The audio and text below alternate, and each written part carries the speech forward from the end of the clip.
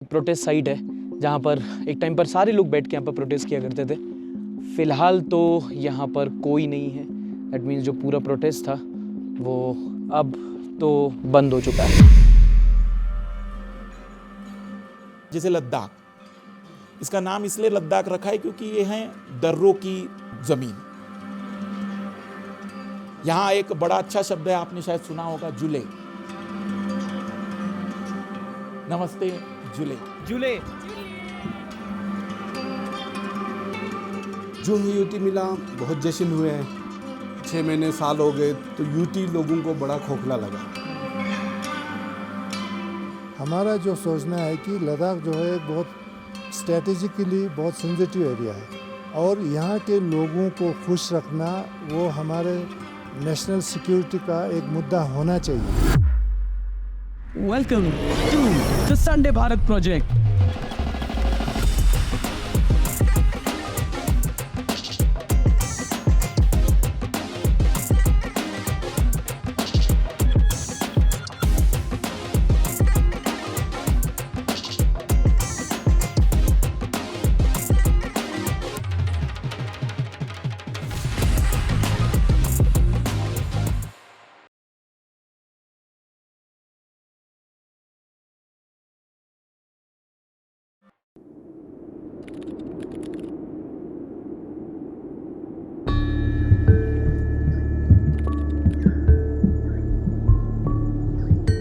-17 degrees temperature.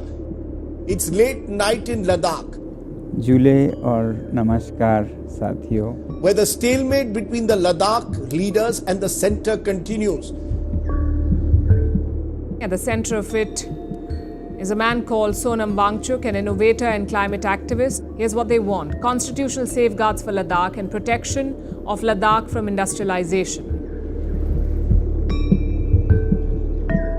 Sonam Wangchuck के समर्थन में भारी संख्या में लोग भी उपवास कर रहे हैं। सोनम वांगचुक अपनी भूख हड़ताल के दौरान रोजाना सोशल मीडिया पर अपडेट्स भी दे रहे हैं। 5वां दिन है, 6वां, 7वें, 8वां, 9वें, 10, 11, 12, 13, 14वें 21st day of climate fast।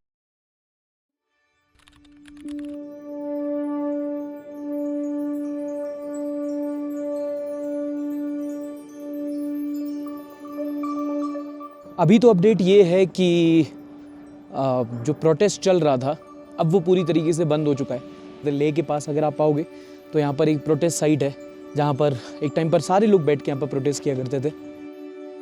फ़िलहाल तो यहाँ पर कोई नहीं है।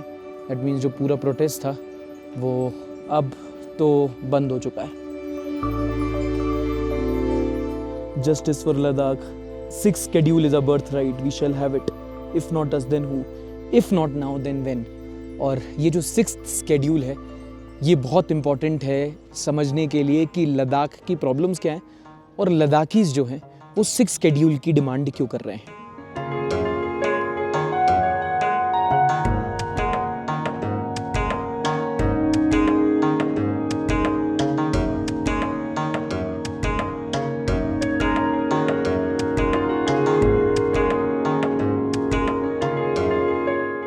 सर जैसे पिछला भी कुछ टाइम पहले सोनम वांगचुक जी का प्रोटेस्ट बहुत वो हुआ था, अब चल रहा है, बंद हो गया?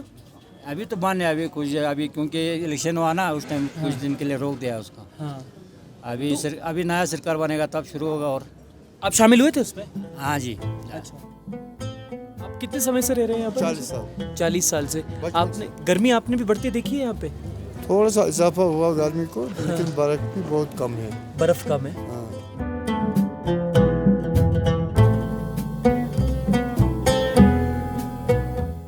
आगे अभी बताइए कुछ लद्दाख में हम क्या, आप जैसे रात को खाएंगे, कुछ डिश सजेस्ट कीजिए, क्या खाएं?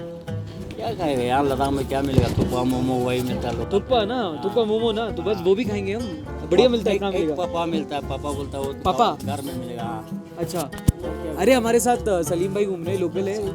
सलीम भाई पापा खिलाइएगा।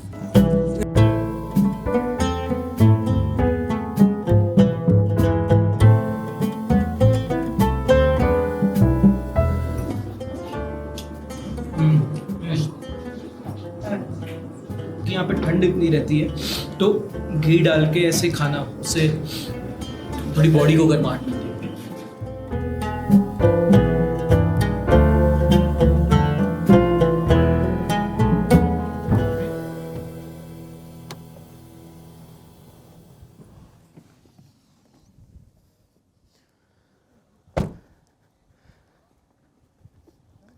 और सार्थक भाई यहाँ बढ़िया सर, अच्छा चल रहा है। कैसा जा रहा है आपका लद्दाख ट्रिप? बहुत मज़े में रहा। हमारा भी बाइकर का ग्रुप गया है, हाँ। तो मैं चाह रहा हूँ कि वो लद्दाख ट्रिप ऐसी सक्सेसफुल हो कि बहुत कुछ सीखना और जो सिखाना चाहता वो दोनों चीज़ें पूरी हो जाए। टी शर्ट कूल लग रही है आपकी, हैं? अनअकैडमी का लोगो वगैरह फुल ब्रांडिंग के साथ। नहीं, अनअकैडमी के साथ, और मैं चाहता हूँ जहाँ भी मुझे मौका मिले वहाँ मैं स्टूडेंट्स के लिए वीडियो बना सकूँ। इसलिए मैं अपने साथ अनअकैडमी टी शर्ट भी लेकर आया हूँ, ताकि स्टूडेंट्स को भी मेरे ट्रिप का बेनिफिट मिलता रहे। बाकी हमारी अनअकैडमी टी शर्ट लुक भी बहुत अच्छा दे देती है, ब्लैक। दिख रहा है आपका, बढ़िया मैन वन के साथ आप एंजॉय कर रहे हो जो। ये देखो सर,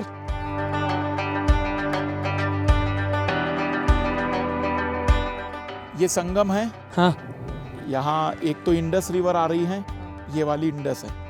लेह जिस पे बसा है वो सिंधु नदी, मतलब इंडस वैली सिविलाइजेशन वाला ही। इसका वाटर का लगातार फ्लो बढ़ता जाएगा जैसे जैसे आगे बढ़ेंगे। ये कारगिल की ओर जाती जाएगी। और सबसे मतलब जो बड़ी बात है यहाँ पर, ये जो पूरा का पूरा एरिया है, ये एंट्री गेट है लेह की तरफ जाने का। चलो अभी हमारा एक डेस्टिनेशन है लेह म्यूजियम, ठीक है, वहाँ चलते हैं। वहाँ से चल के आपके दृष्टिकोण से थोड़ा जो लद्दाख का आर्ट एंड कल्चर है वो समझने की कोशिश करेंगे। शायद आज हम लोगों से मुलाकात करेंगे तो जो सवाल उनके दिमाग में हैं उनके जवाब भी हैं ढूंढने की कोशिश करेंगे। डन सर, चलो चलते हैं, आइए। तो कैसा रहा सर आपका लद्दाख का ट्रिप? अल्टीमेट। हाँ। जो एक्साइटमेंट था वो पूरा कंप्लीटली फिनिश हो गया है अब। और अब मैं काम बढ़िया बेहतर तरीके से कर सकता हूँ, क्योंकि मुझे 4.5 साल हो गए। अब मैंने ब्रेक लिया था 10 दिनों का। 4.5 साल बाद 10 दिन का ब्रेक, वो भी सोलो ट्रिप टू लद्दाख। ये देखो, मतलब अनअकैडमी में अच्छे ही मतलब एडवेंचरस लोग हैं। तो this could not be a better place for to talk about and discuss Ladakh. अभी हम लोग ने लद्दाख म्यूजियम में सर के साथ यहाँ पर सलीम भाई ने हम लोगों की बहुत हेल्प की। हाँ, सलीम भाई यहाँ के लोकल है। सलीम भाई काफ़ी टाइम से मैसेज कर रहे थे कि आप जब भी लद्दाख आओ बताना, तो हमें पता था। सलीम भाई इज अ बॉक्सर भाई थे। क्या बात है। हाँ हाँ, ही इज अ बॉक्सिंग। इस जगह पे बॉक्सिंग करने वाला मतलब वो। हाँ, मैं वही पूछा कि सर्दियों में करते हो रोक देते हो? कह रहे करते हैं। हमने कहा भाई। This was inaugurated bye Mehbooba Mufti. ओहो,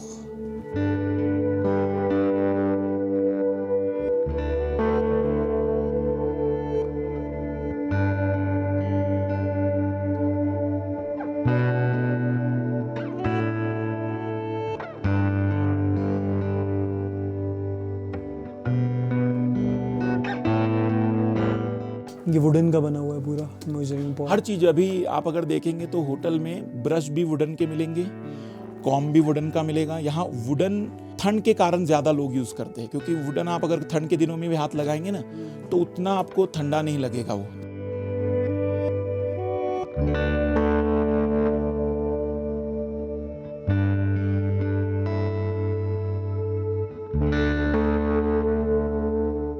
तो सर थोड़ा सा यहाँ का हिस्ट्री क्या है, मतलब अभी तक तो मैं जितना यहाँ के हिस्ट्री में जान पाया, तो सबसे पहले अगर हम बात करेंगे एंशिएंट हिस्ट्री में, तो कुषाण आते हैं जो कि अरब होते हुए आते हैं, एंटर करते हैं। एक्चुअल में यहाँ लोग इसलिए आए थे क्योंकि तिब्बतियन प्लेटू जो है वो पूरी तरह से नेकेड प्लेटू है। तो वहाँ कोई भी मतलब ग्रीनरी नहीं थी। तो लोग तलाश कर रहे थे कि कहीं तो ऐसी जगह हो जहाँ पर हम कुछ ग्रो कर सके, कल्टीवेट कर सके। और लद्दाख में जब वो नीचे उतरे तो धीमे धीमे उन्हें कुछ ऐसी जगह मिली जहाँ प्लांट दिखने लगे, और तब जाकर सेटलमेंट स्टार्ट हुआ। मतलब हम कह सकते हैं कि तिब्बतियन क्षेत्र से बौद्ध धर्म का एंट्री हुआ, और ये जो कश्मीर वैली साइड से हैं मुस्लिम रिलीजन की एंट्री होती है। आपको सड़क पे, गांव में, हर जगह पर एक मट्टू मिल ही जाएगा। बड़ी पहचान है लद्दाख की।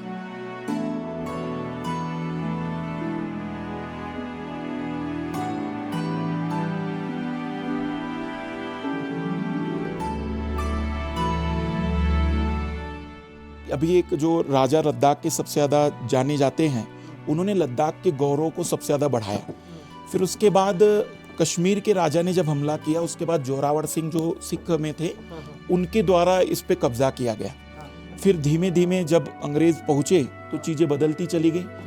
आफ्टर इंडिपेंडेंस फिर जो कंप्लीटली जम्मू एंड कश्मीर का अंडर में आया, तो जोरावर सिंह के बाद वापस जम्मू कश्मीर के अंडर में आता है।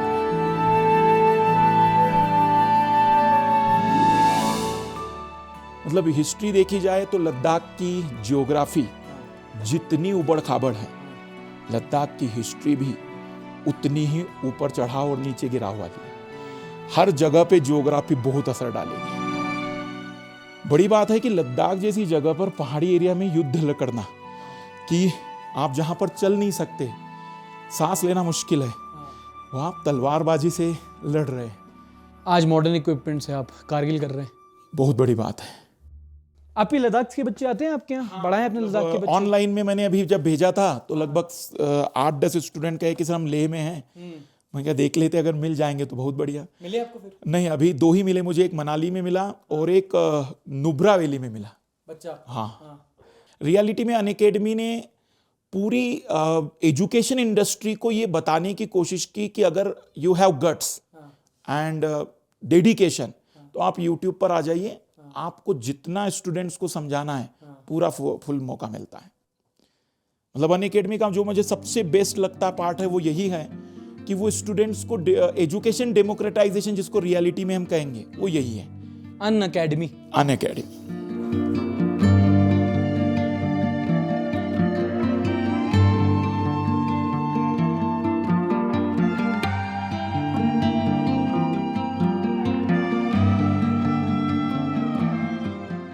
लद्दाख वालों का डिमांड था यूटी विद लेजिस्लेचर का, तो जो ही यूटी मिला बहुत जश्न हुए हैं, बहुत यहाँ मिठाई बांटे गए, पटाखे फोड़े गए, मगर वक्त गुजरता गया, 6 महीने साल हो गए तो पता चलने लगे इस यूटी के अंदर है क्या है। तो यूटी लोगों को बड़ा खोखला लगा। तो फिर लोगों ने गवर्नमेंट से भी बात की, पार्टियों से भी बात की, रिलीजियस ऑर्गेनाइजेशन से भी बात की।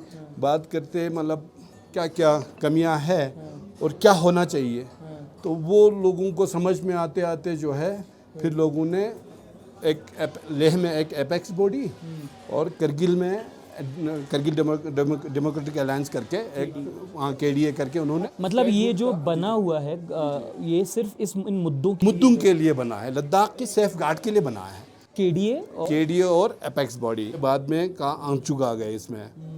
इतना ही उनका ये था कि वो इस एपेक्स बॉडी और KDA को सपोर्ट करने के लिए और अपना उसका बहुत सारे सोशल मीडिया पे हो या इंटरनेशनल लेवल पे वेल नोन पर्सन है, तो इस तरह आप लोगों तक पहुंचाने की कोशिश की। मगर मुझे अभी भी हमारी गवर्नमेंट अंधा बहरा या क्या कहे ना समझ बनी हुई है। गवर्नमेंट ऑफ इंडिया को जिस तरीके से भी हो लोग मनाने की या समझाने की कोशिश कर रहे हैं। अभी फिलहाल के लिए अमित शाह जी समझ ही नहीं रहे, बस वही लोगों का रोना है। सर एक चीज़ और यहाँ पे बताया जाता है कि चाइना अग्रेस कर रहा है, जैसे अपने कौन सा काराकोरम रोड बना रहा है चाइना, तो इसमें कितना सच्चाई है? अब वो शायद आपको आंचुक साहब अच्छे से बता सकते हैं। मैं ज़्यादातर मैं उस एरिया में पहुंचता भी नहीं। उनको आंचुक बोलते हैं, वांगचुक नहीं बोलते। वांगचुक भी कहते हैं, हम लोग आंचुक ही कहते हैं, आंचुक सब कहते हैं। तो वो ज़्यादातर आपको इस विषय पे बता सकते हैं।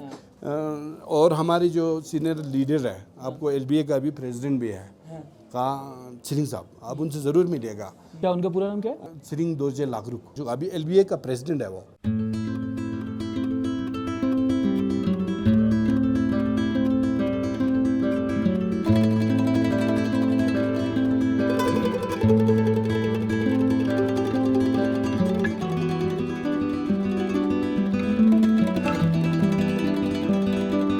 जब 370 हटा था और ये स्टेट बाइफोकेट हुआ था तो 3 हिस्सों में बटा था, जम्मू, कश्मीर और लद्दाख। लद्दाख को 2 एरिया में आप क्लासिफाई कर सकते हो, एक है कारगिल, एक है लेह।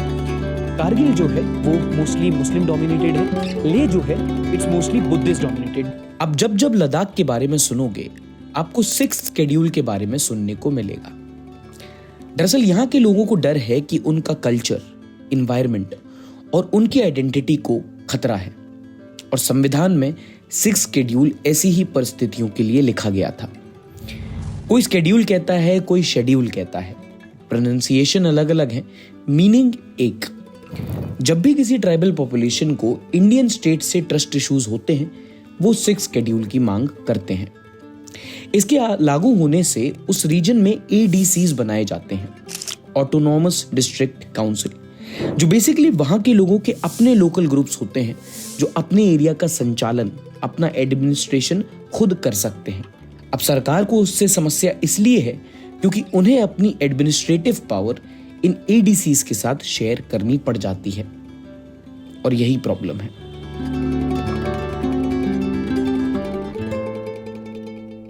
सिक्स शेड्यूल जो है हम सेफ गार्ड के लिए मांग रहे हैं, है ना, क्योंकि सिक्स शेड्यूल जो है वो ज़्यादातर ट्राइबल लोगों के सेफ गार्ड के लिए कॉन्स्टिट्यूशन में शुरू से बना था। तो लद्दाख में 97% पॉपुलेशन जो है शेड्यूल ट्राइब है।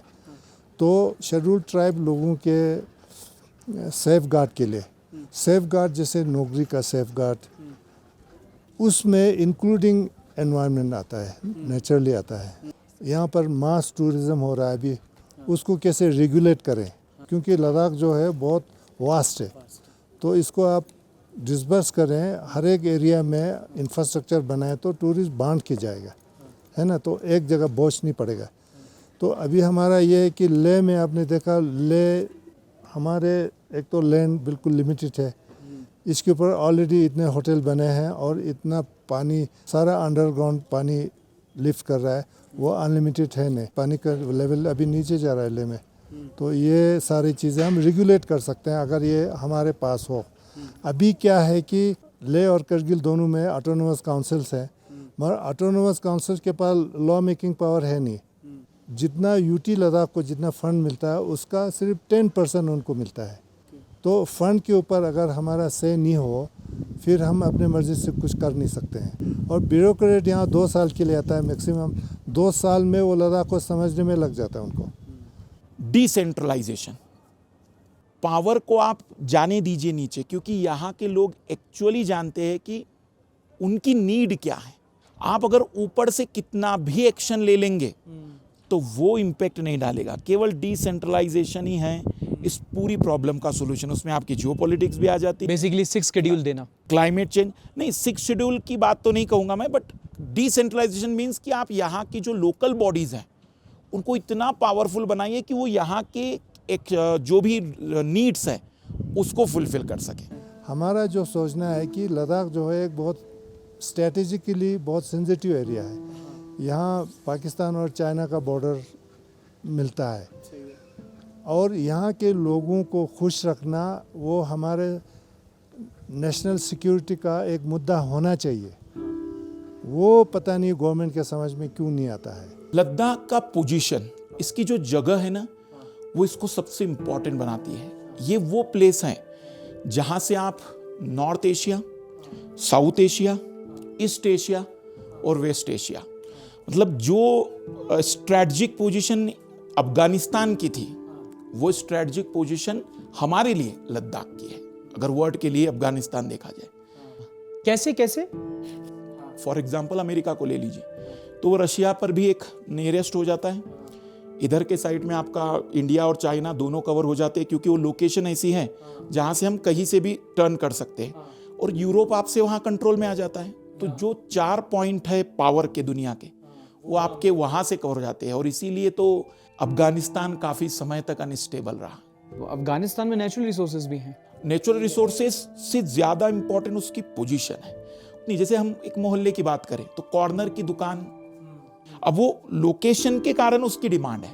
4 डिमांड आपने गिना, एक बार पॉइंट आउट करेंगे। 4 क्या थे? Statehood, 6 schedule, public service commission and 1 additional seat for member of parliament, क्योंकि it's such a huge area, it's bigger than many of our states.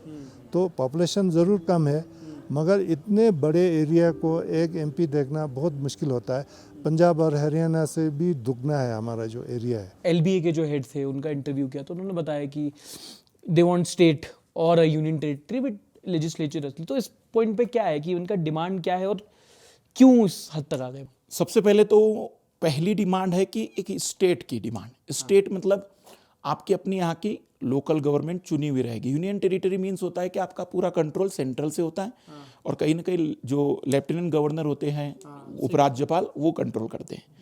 तो फर्स्ट डिमांड तो ये, लेकिन सेकंड उससे बड़ी डिमांड ये है कि 6th शेड्यूल, हमारे कॉन्स्टिट्यूशन में केवल 4 स्टेट ऐसे हैं जिनको ये 6th शेड्यूल में रखा गया है। असम, त्रिपुरा, मणिपुर और मेघालय। नागालैंड को भी नहीं दिया गया है। असम इकलौता ऐसा स्टेट है जिसको स्वशासी राज्य बनाने का भी पावर दिया है 6 शेड्यूल में। इसमें आपको लोकल कम्युनिटी का 30% का एक, जैसे लेजिस्लेचर होता है ना, जैसे विधानसभा होती है, वैसी बकायदा 30% की एक कम्युनिटी बनती है। वे डिसाइड करते हैं कि यहाँ पर क्या लॉ लगेंगे, क्या एक्शंस होंगे। कुछ टॉपिक छोड़ दीजिए जो सेंटर के पास रहेंगे, बाकी सारी पावर उनके पास रहती है। यहाँ तक कि स्टेट गवर्नमेंट भी बगैर इस 30% की काउंसिल के कोई डिसीजन नहीं ले सकती है। और ये स्पेशली शेड्यूल ट्राइब में विदाउट परमिशन ऑफ प्रेसिडेंट आप सेंटर का कोई लॉ भी नहीं लगा सकते। मतलब बहुत स्पेसिफिक बेनिफिट्स मिल जाते हैं। गवर्नमेंट प्लानिंग कर रही है आर्टिकल 371 के अकॉर्डिंग। एक्चुअली में हमारे देश में आर्टिकल 371 में हर स्टेट में कुछ ऐसे डिस्ट्रिक्ट हैं जहाँ ट्राइबल्स की पॉपुलेशन ज़्यादा है, बट महाराष्ट्र है, आंध्रा है, तमिलनाडु है, हर स्टेट में कोई एक पर्टिकुलर डिस्ट्रिक्ट होगा जहाँ 371 के तहत कुछ स्पेशल प्रोविजंस किए गए हैं। सो गवर्नमेंट प्लान कर रही है कि अकॉर्डिंग टू आर्टिकल 371 यहाँ भी उस टाइप से कुछ स्पेशल प्रोविजन कर दिए जाए। तो आपको ये जो 6 शेड्यूल की मांग है, आपको जायज़ लगती है, ज़रूरत है इसकी? देखिए, लोकल लोगों की अगर बात माने तो सबसे ज़्यादा ज़रूरत होती है डेमोक्रेसी में लोकतंत्र की। सो यहाँ के लोगों की डिमांड को देखते हुए, गवर्नमेंट की इच्छा को देखते हुए, क्योंकि गवर्नमेंट भी तो डेवलपमेंट ही चाह रही है, एक ऐसा रास्ता निकाला जाए जिसमें यहाँ के लोगों की सहमति हो।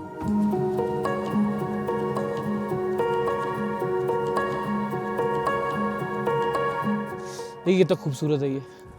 यह हर चीज इतनी मतलब आपको अद्भुत लगेगी, ऐसा लगेगा कि देखते ही रहे अपन इस चीजों को।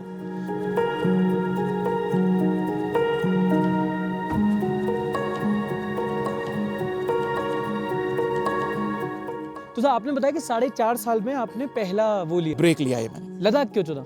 लद्दाख मेरा एक्चुअल में कॉलेज टाइम से ही ड्रीम था कि बाइक राइडिंग करते हुए जाना है, और कई बार फैमिली प्रेशर होता है कि इतने दूर। अब कैसा है कि अब इंडिपेंडेंसी थी, अब पिताजी कहते देख लो भाई, तुम्हें जो करना है कर लो। पर हमारा फ्रेंड सर्कल काफ़ी अच्छा है मेरा, तो मैं कहूँगा कि हमारे फ्रेंड सर्कल में मेरे फ्रेंड अमित थे, जयेश थे, उनकी मिसेज थी, तो मूड था कि नहीं यार जाएंगे तो सही। तो वो बाइक राइडिंग का जो सपना था वो फाइनली बुढ़ापे के पहले।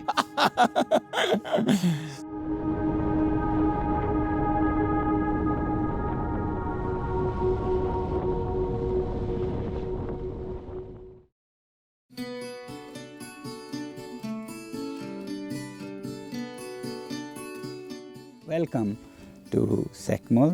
Where you are is an experiment in education. It started quite some time back. In 94 we came here.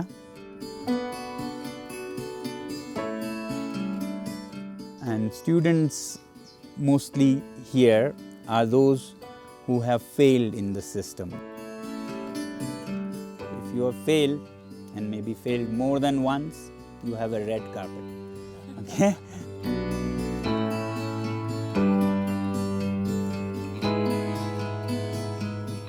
$370 के कारण लद्दाख अपना एक एंटिटी नहीं बन पा रहा था। लद्दाख, क्योंकि लद्दाख जम्मू कश्मीर के फैमिली में था।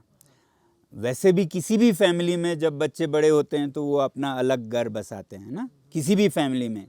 अब ये तो वैसा किसी भी फैमिली के टाइप कभी नहीं था। यहाँ कश्मीर, जम्मू, लद्दाख बिल्कुल, मतलब आप कहिए केला, संतरा, आम, बंदर, बिल्ली और हिरन, इनका फैमिली था। यहाँ तो कुछ भी मेल नहीं खाता था, ना भाषा, ना संस्कृति, ना हिस्ट्री। तो फिर बहुत मुश्किल था ऐसे में संचालित करना। और वैसे भी डिसेंट्रलाइज होना तो अच्छी बात है ना, वरना तो ब्रिटेन कहता है इंडिया हमारे साथ ही ठीक है, क्यों इनको अपनी आज़ादी दें, तो दिया। उसी तरह इंडिया कहता कश्मीर को क्यों दें, जम्मू कश्मीर को सीधा दिल्ली से चलाएंगे, दिया। वैसे ही जम्मू कश्मीर को भी कहना चाहिए था, हाँ हम थोड़े अलग हैं, आप लद्दाख बन के लद्दाख को संभालिए, हम कश्मीर बन के कश्मीर को संभालेंगे। तो ये नहीं हो पा रहा था, क्योंकि 370 में कश्मीर के असेंबली में जब तक पास ना हो, स्टेट के साथ कुछ छेड़छाड़ नहीं हो सकती है। और स्टेट नहीं चाहता था कि लद्दाख बने। तो जब 370 हटा तो लोग खुश हुए। तो मेरा ये कहना है कि सिर्फ लद्दाख को 6 शेड्यूल नहीं, हर एक, खासकर पहाड़ों में पहाड़ बहुत नाजुक होते हैं और उसके नाजुकी से पूरा देश जुड़ा हुआ है। यहाँ के हिमालय से जो पानी जाता है उससे पूरा उत्तर भारत जीवित है।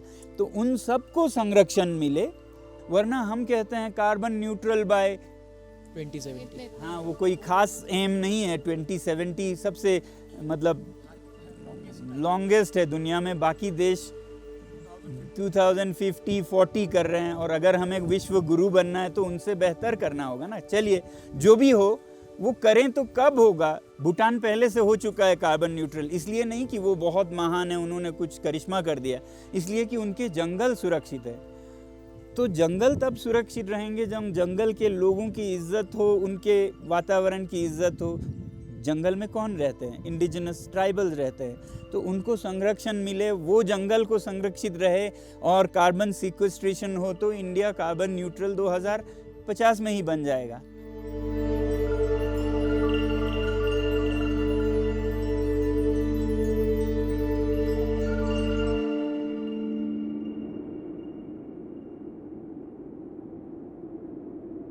तीन चीज़ें मुझे जो लगी कि ऐसी पोटेंशियल है जिसको हम अगर यूटिलाइज करें तो लद्दाख एक ऐसी टेरिटरी बन सकती है कि जो इंडिया के लिए इकोनॉमिकली, इकोलॉजिकली और पॉलिटिकली बहुत कुछ अद्भुत दे सकती है। सबसे पहले हम आते हैं इकोलॉजिकली। यहाँ पर रिन्यूएबल एनर्जी में दो बड़े सोर्सेज हैं।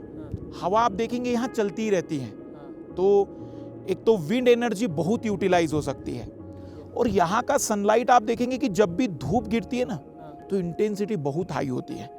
इसलिए मैंने अपने वीडियो में बताया था कि यूवी प्रोटेक्शन क्रीम भी लगाते रहिए। तो ये दोनों चीज़ें बहुत ही यूटिलाइज हो सकती है, जो कि पूरे के पूरे एरिया में, यहाँ तक कि मैं कहूँगा कि निचले हिस्सों में भी एनर्जी सप्लाई की जा सकती है। दूसरी इकोनॉमिकल अगर मैं बात करूँ तो टूरिज्म और इको टूरिज्म, यहाँ बहुत पॉसिबिलिटीज़ है, क्योंकि इतनी ऊंचाई पर बाइक राइडिंग वाली रोड पूरी दुनिया में कहीं नहीं है। उमलिंगला पास, तो आप ये खारदुंगला पास हो गया, आपका चांगला पास हो गया, फिर आप कारगिल से आगे जाएंगे तो जो जोजिला पास आएगा वो बिल्कुल अद्भुत आपके सामने नज़ारा पेश कर देगा। कैसा लगा आपको? इतना आप 10 दिन से ट्रैवल कर रहे हो, क्या सीखे आप अपने ट्रिप में अभी? यहाँ पर जो लोग सस्टेनेबिलिटी के अकॉर्डिंग चल रहे हैं, वही आपको इस अर्थ पर लंबे समय तक एग्जिस्टेंस रखेगा। अगर सस्टेनेबिलिटी हम सभी ने नहीं अपनाई तो फिर शायद इस अर्थ से जाने का समय हमारा आ चुका है। अभी तक 5 मास एक्सटिंक्शन हो चुके हैं अर्थ पर, 5 बार प्रलय आ चुका है, 6वां प्रलय हमारे सामने खड़ा है। और अगर उसे रोकना है तो इस जगह से सीखना होगा कि कैसे हम मिनिमम रिसोर्स में अपनी लाइफ स्टाइल को बेस्ट कर सकते हैं।